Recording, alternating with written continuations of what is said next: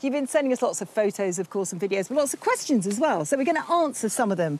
First one goes to you, Chris. How do dolphins sleep without drowning? That comes in from Joseph Gray. OK, well, we tend to think of sleep from our perspective, and we have quite long periods of prolonged unconsciousness, and we're able to do that because we've got an automatic breathing response. We fall asleep, and of course we naturally keep breathing. But if you're an aquatic mammal that has to return to the surface, you don't have an automatic breathing response, you've got a conscious breathing response. Sometimes we do see dolphins like this on the surface logging, and they will sleep a little bit like we do on those occasions. And of course that's fine in calm water like this, but if things get a bit more hectic and they're on the move, then they need to sleep whilst they're moving. How do they do it? Unihemispheric sleep. They basically shut down one half of their brain. They still can use the eye using the other part of the brain, so they can look around them for any predators, see where the other dolphins from their pod are, but it gives that part of the brain, that half of the brain, a chance to rest and recuperate, just as ours does collectively, both hemispheres at the same time. Sometimes dolphins will shut their brain down, they'll be on the surface. Sometimes they will even, in shallow water, go down, sleep on the bottom, shut half their brain down, and then return to the surface, take a breath, and go back down again. And of course, it's not just dolphins that do this. Birds can do this when they're flying as well. Things like swift, for instance. For 4 years, they use unihemispheric sleep to keep flying. I think you must have been a dolphin in a former life, because he never really sleeps. No, he doesn't. Does he? No, He's always no. sort of half awake, No. doesn't he? Doesn't sleep. Anyway, here's the next question. How do slugs mate, from Jessica James? I'm going to take this, and I'm going to explain it by showing you their mating. I think that will explain it better.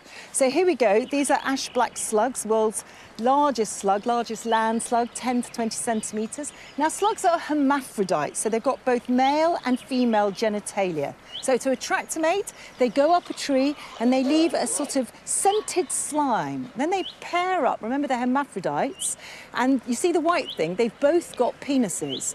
So the penis comes out, and then they wrap the penis round each other. They pass sperm onto one another to a special organ, and there it self-fertilises. But did you see the way they sort of, you know, they like a corkscrew?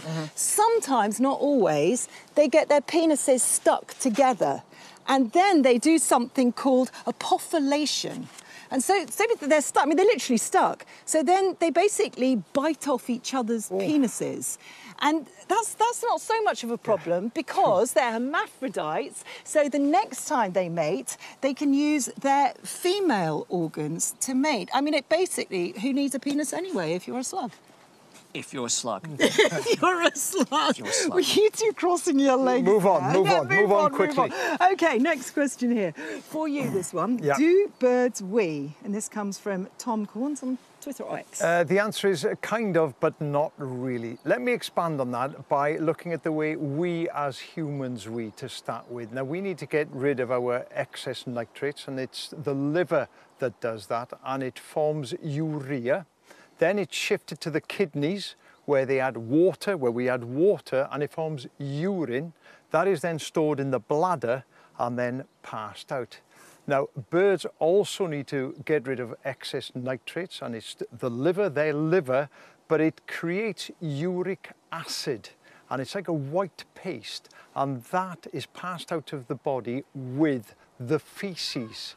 Now, we've all seen a gull flying around, and look at that. Who stood beneath a gull when you've been hit by that mess? It's meant to be very lucky, by the way, but if you see that it's a mix of white, which is the uric acid, and the dark, which is the actual feces. Good questions, good answers, so keep sending them in.